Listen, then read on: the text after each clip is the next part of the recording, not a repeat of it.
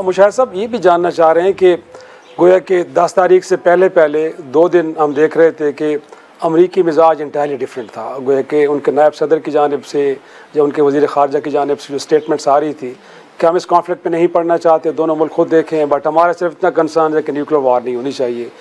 But वो जो जिस रात का जिक्र कर रहे थे ब्रेक से पहले कि उस रात के 5 घंटों में जो हमने एक डिफरेंस क्रिएट किया है, उसके बाद वाशिंगटन के अंदर सोच के अंदर एक 180 का शिफ्ट है, मीडिएशन की तरफ जाना, फिर एंगेजमेंट, ये बदलाव वहाँ पे कैसे आया?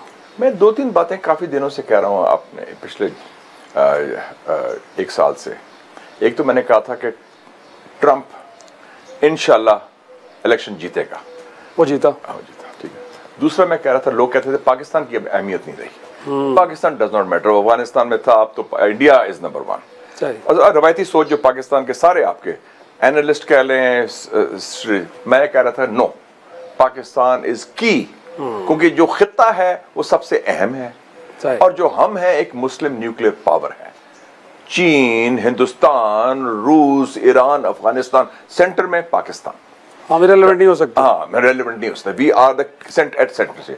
दूसरी बात, तीसरी बात मैंने कहा था जंग नहीं होगी कंसिस्टेंटली।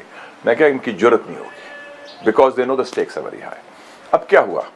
अब बयान देखे ना, शुरू से 22 को वाकया होता है, 25 अप्रैल को पहला बयान आता है प्रेसिडेंट डोनाल्ड ट्रंप का जी। वो कहता है I am a very good friend of Pakistan, I am a very good friend of India, और लेकिन द रूट इशू की पुरानी लड़ाई है पाकिस्तान हिंदुस्तान की, और बुनियाद है कश्मीर की बात उन्होंने कर दी। और उन्होंने कहा था कि they will figure it out themselves one way और द अदर, कि खुद ये निबड़ लेंगे, एक दूसरे को हैंडल कर लेंगे। पहला बयान आया, ठीक है जी। फिर दूसरा उनका आया कि जी अपना जब पहला राउंड हो गया तो उनका टिट फॉर टैट हो गया है, मतलब तुर्की बतुर्की हो गया, अब बस आप बराबर हो गया, तो आप आराम से बैठ जाए। जो फर्स्ट राउंड जो हम जीत के थे, बिल्कुल ऐसे। उसके फौरन बाद एक बयान आ गया इनके नायब सदर का, it's none of our business, यार जो जाओ, मतलब है कि मगरो लाओ, जो करना है उसे करो, हमारा तो दिल कोई नहीं है। बिल्कुल ऐसे। मैंने उसको भी कहा, मैंने मुझे पूछा किसी ने कि आपका क्या ख्याल है, मैं क्या बहुत अच्छा बयान है। कहते क्यों आप तो कह रहे हो? मैंने कहा कि एज लॉन्ग एज अमेरिका उनका साथ न दे हिंदुस्तान का, वो तो न्यूट्रल हो गया, बहुत अच्छी बात है, हिंदुस्तान को हम अकेले निबड़ लेंगे। हमें अगर अमेरिका उनके साथ मिल गया, फिर उनके साथ हमें न्यूट्रलिटी चाहिए इंडिया, हमें अमेरिका की न्यूट्रलिटी चाहिए कि वो बाहर रहे। बिल्कुल, हिंदुस्तान को हम हिसाब बराबर कर लेंगे, इतने हमारे में जान है, हिम्मत है, सलाहियत है, कुव्वत है और नियत भी है। Will take them on. तो फिर वैसा हुआ, और वो ये बुली है, उसको we done it, will do it again.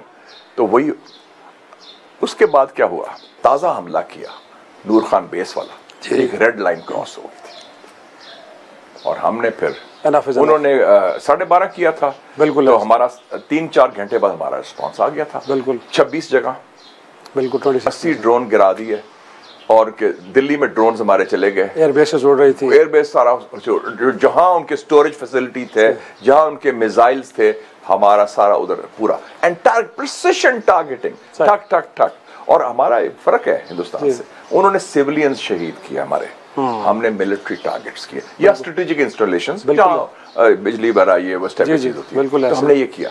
तो वो तो देवर ऑन द रन, उन्होंने कहा ये तो मारे गए, उनको तो होश खत्म हो गई। फिर टेलीफोन उठा मेरे ख्याल में, फिर वाशिंगटन कॉल की गई, जो हम बात कर रहे हैं शिफ्ट कैसे आया, फिर रोना धोना जो उनका रवायती चीज है, फौरन कॉल किया इन्होंने। और वो मुझे कहने की जरूरत नहीं, आप CNN की स्टोरी बता दें, निक रॉबर्टसन की, जी जी, वो कह रहे हैं कि जी वो रातों रात उसके बाद तो दम बढ़ गया, इंडिया हलचल होगी, तो मारे गए हैं, तो उनका, और वो भागे गए कि खुदा के लिए हमें बचाएं, ये पाकिस्तानी तो पता नहीं क्या कर देंगे, इनका कोई पता नहीं, कुछ भी कर सकते हैं। तो ये इनके शेवा है, दे अंडर एस्टिमेट अस। और एक और मैं छोटी सी एग्जांपल दे दूं, तारीख की बात हो रही है हिंदुस्तान पाकिस्तान ताल्लुकात की, 1998 में जी, जब इंडिया ने किया धमाका 11, हमने तो 28 को किया ना, 17 के बाद, बिल्कुल ऐसे कोई फैसला हो गया था। और मेरे अल्लाह ताला का फजल है, मुझे शर्फ हासिल है कि सबसे पहले मैंने मियाँ साहब को मशवरा दिया। अच्छा। कि जब पता चला कि न्यूक्लियर है, मैं क्या मियाँ साहब इट्स नाउ और नेवर, पंजाबी में मैंने कहा मियाँ साहब कड़ाके काट दो, एंड मियाँ साहब said yes we will do it. उन्होंने बड़ा एक खुद फैसला किया, किसी दबाव में नहीं किया कि किसी एस्टेब्लिशमेंट ने कहा या फलाना ने कहा, नहीं, it was a civilian decision by an elected government. तो कोई हाँ 19 तारीख को 19 मई 1998 LK अडवाणी का बयान आता है, बड़ा तकब्बर वाला, गुरूर वाला। Pakistan should know that the strategic environment has changed, कि हालात तब्दील हो चुके हैं, and India is now a nuclear power and Pakistan should review it's Kashmir policy. पहली दफा उन्होंने न्यूक्लियर ताकत को कश्मीर के साथ मुंसलिक कर दिया। बच्चों बंदे दे पुत्र बन जाओ वरना मतलब थ्रेट हुई। और वो बल्कि मैंने मियां साहब ने डिस्कस भी किया। मियां साहब ने कहा मुझे बड़ा गुस्सा आया इस अभियान का। मैं कहा एक हफ्ता रह गया, फिक्र की बात नहीं है। तो हमने कहा था, मैंने कहा कि मैंने अपनी एम्बेसी को कहा, हमारे इंटेलिजेंस को भी कहा कि आप मॉनिटर करें कि जब हम टेस्ट करेंगे, क्योंकि उसको बड़ा गुरूर था इंडिया का क्या रिएक्शन होता है। वो तो बिल्कुल जैसे कहते हैं ना पंजाबी में मां मर गई। 28 मई को हमने टेस्ट किया, उनका पार्लियामेंट का सेशन होता था वो कैंसिल कर दिया, मीटिंग पर हैदर बन गई, भागे गए, मुंह पीले हो गए सारे। तो लगता था कि भाई शॉक्ड।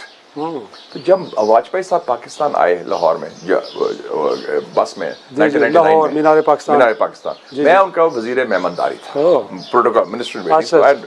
उनका जो एक नंबर 2 बंदा था, उससे मैंने पूछा, मैंने कहा आई वांट टू नो क्या हुआ, आप पहले तो बड़ा रोब शोब मारते, बढ़ के मारते, 28 के बाद क्या हुआ कि यू सीम सरप्राइज्ड। कहता है, उसने जो जवाब दिया बड़ा मीनिंगफुल है। उसने कहा कि हमारा 2 व्यूज थे, कि हमारा ख्याल था पाकिस्तानी जो है ये झूठ बोल रहे हैं, ब्लफ कर रहे हैं अपने अवाम को, इनके पास बम नहीं है। और दूसरा उनका व्यू था कि अगर बम है भी तो इतनी हिम्मत नहीं होगी टेस्ट करने की, क्योंकि ये तो अमेरिका से पूछ के हर काम करते हैं। मैं कहा तुम तो मैं जानते नहीं यार। हमने तो कर भी दिया, हमने कर भी दिया, बना भी लिया, उससे पूछ के नहीं बनाया। उसके बाद शिफ्ट आया फिर सोच में। फिर उनका चेंज आया और वॉचमैन का मैं खुद आऊंगा। सही। तो ये है, ये जो बड़ी ताकत हो या बुली हो, उसकी ज़हनियत क्या है।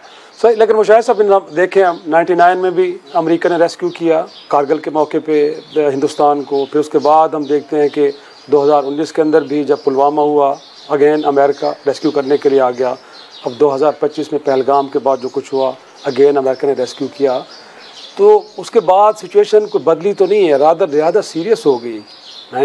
2019 में एनेक्स कर लिया गया जो खसूसी हैसियत थी मकबूजा कश्मीर की, उसको ख़त्म करके।